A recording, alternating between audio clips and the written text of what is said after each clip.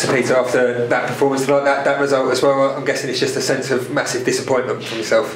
First half was very forgettable and I thought unforgivable. I thought it was very, very poor us in the first half, and I told the players that. I told the players that to me the performance, they didn't do their jobs, they didn't seem to run around or care enough, and that's what annoyed me. And Dover, I thought, did. I thought Dover worked 10 times harder than us and deserved to be leading like they were at half time.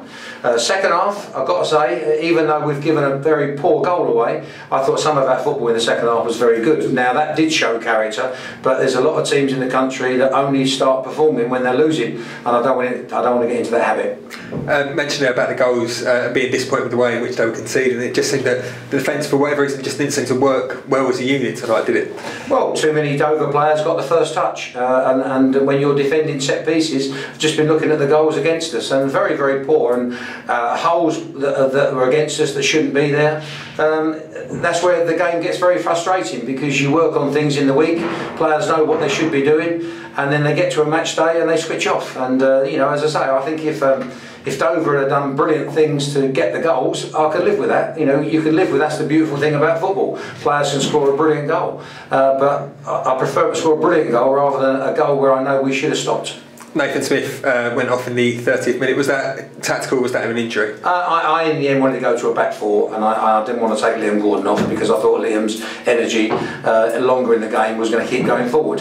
So I had to take a centre half off, and so I decided to take Nathan off. And in second half as well, starting out with that, Connor Wilkinson just hobbled past, unfortunately on crutches as well. Doesn't look good for him at the minute. Any other problems? Well, the whack that he got in training, where he then missed the last game, he got stamped on today, and so he was really struggling at half time. So there was no point.